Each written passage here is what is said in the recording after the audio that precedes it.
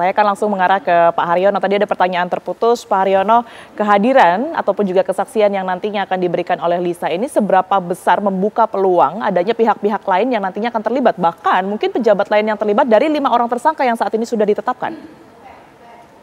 Ya, jadi penentuan saksi itu adalah orang yang melihat, mendengar, dan mengalami langsung, ya kan? Itu yang kita sebut dengan saksi. Nah, saksi itu tentunya orang-orang yang berada di sekitarnya RK kan, apakah di lingkungan lingkungan apa Pemprov ataupun di lingkungan PJB, karena RK itu sebagai apa itu sebagai gubernur punya kekuasaan yang sangat luar biasa di PJB. Dia yang menentukan keputusan-keputusan strategis, dia yang menentukan apa direksi, komisaris segala macam. Jadi apa wewenang atau capability atau power itu apakah mungkin dia nanti akan terlihat dia disalahgunakan, maka itu masuk sebagai pasal 3 Undang-Undang 3199.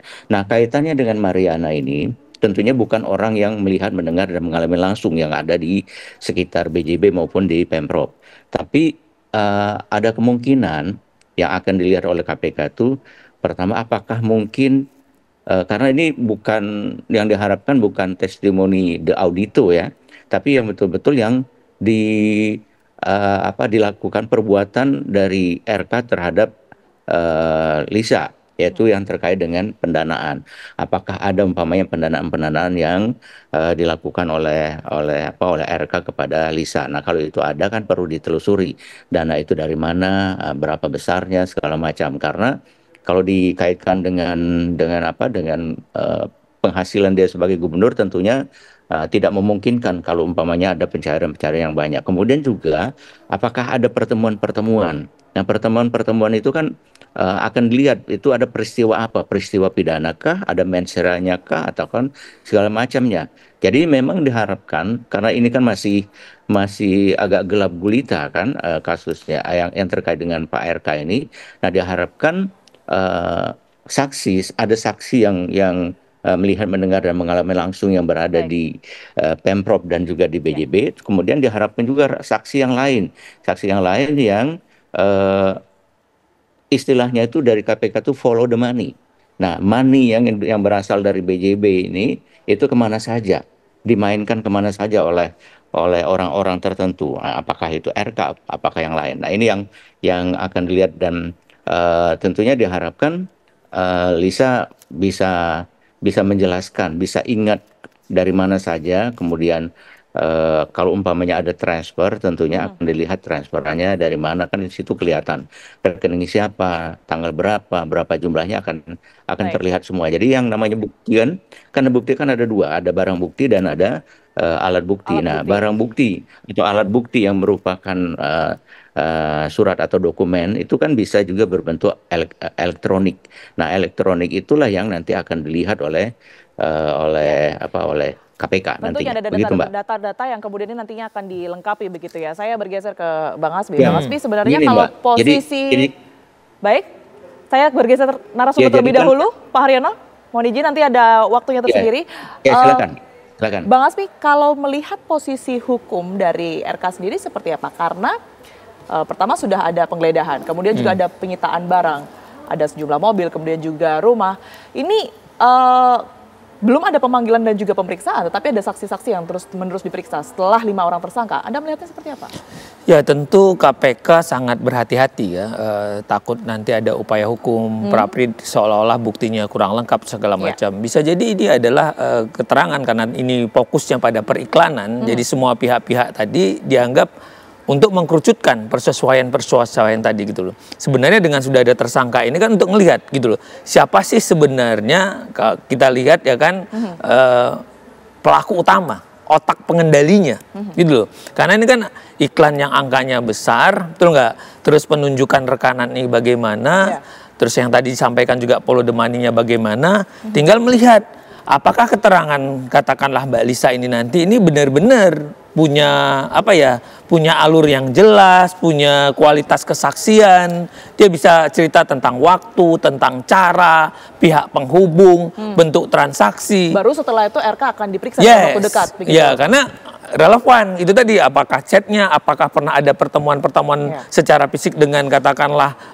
para rekanan-rekanan ya periklanan-periklanan ini gitu loh. Ini yang memang sedang dibutuhkan oleh KPK untuk melihat hal tersebut.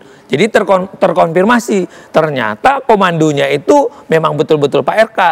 Atau Pak RK pernah cerita nih dalam chatnya atau segala macam yang kadang kita mungkin diketahui dan segala macam. Nah ini yang memang menjadi titik poin bagi KPK gitu loh. Jadi tidak lagi-lagi keterangan ini hanya emosionalnya Mbak Lisa kah atau nanti memang betul-betul menjadi peristiwa hukum. Ini yang hari Jumat yang akan menentukan. Kira-kira itu yang menurut saya. Ya. Baik, Bang John, sebenarnya klien Anda, Lisa Marliana ini sudah pernah bercerita belum sih sejauh apa pengetahuannya berkaitan dengan kasus Bank BJB ini? Kalau sepintas bercerita hanya ya kalau bicara pertemuan-pertemuan ya pasti adalah nggak perlu lagi ditutup-tutupin karena kan ada hubungan pribadi mereka berdua. Nah kalau misalnya dia hanya bercerita ya kalau pada saat hubungan mereka ya pada saat ada diberikan ya itu hanya kebutuhan sebatas kebutuhan buat dia pribadi gitu, tapi dia tidak pernah mengetahui apakah ini dana dari mana ataupun ini uang dari mana. Yang jelas dia tahu hanya yang diberikan oleh Pak RK sendiri menurut keterangan dari klien saya sendiri gitu loh. Dan percakapan ataupun bukti semua emang ada yang diberikan dipegang sama klien saya. Oke, jumlahnya berapa Bang John? Saya tidak begitu bertanya details karena itu kan pribadi dia. Jadi lebih berceritanya itu pada saat kemarin menerima surat dari KPK karena pada awal perkara saya menerima perkara Lisa itu lebih fokus dengan perkara masalah RK dan LM itu yang masalah di Bareskrim. Jadi ketika pada saat dia menerima surat KPK saya hanya menanya sekilas, saya bilang pada dia bahwa hari Jumat nanti kamu harus hadir kooperatif. Ya kita juga menunggu sih apa sih yang akan ditanya di penyidik KPK sana gitu. Karena sebatas masih saksi pertama saya rasa ya hadir aja gitu dan tidak perlu memerlukan bukti-bukti yang harus dibawa. Bang John, tapi klien Anda di sosial medianya ini kan sudah bercerita begitu ya, sudah pernah posting bahwa nantinya akan diperiksa, bahkan menyebut nantinya akan membuka sejumlah fakta-fakta begitu. Nampaknya ini sebenarnya apa yang akan diungkap? Gini Mbak, mungkin kalau kemarin yang sudah ramai viral di media emosionalnya klien kami itu kan posisinya kemarin itu kan baru menerima hasil tentang masalah Bareskrim. Sehingga emosi, hal yang manusiawi emosinya meluap-luap gitu. Jadi apa yang dia ucapkan itu spontanitas. Tapi kalau berbicara permasalahan dengan dia dipanggil KPK itu betul. Apa yang mau yang dinyatakan itu adalah sepengetahuan dan pengalaman dia, dan dia pun berbicara itu mempunyai bukti otentik yang kuat yang bisa dipertanggungjawabkan. Cuman saya bilang tidak boleh disebarkan di sosial media karena itu kebutuhan di penyidik dan sangat tidak baik. Akhirnya dia mengerti, dan jika diperlukan nanti pada saat besok di pemanggilan di KPK ya kita akan siapkan dan kita akan berikan juga gitu. Baik, tentunya kita akan nantikan sama-sama ya bagaimana kemudian ini jalannya pemeriksaan besok. Tentunya diharapkan bahwa Lisa Marliana ini bisa kooperatif dan memberikan fakta sejujur-jujurnya pada saat diperiksa oleh KPK besok. Terima kasih Bang John atas keterangan yang sudah diberikan kepada kami, kemudian juga Pak Haryono dan juga Bang Asmi yang telah bergabung di Apa Kabar Indonesia Malam. Sehat selalu semuanya.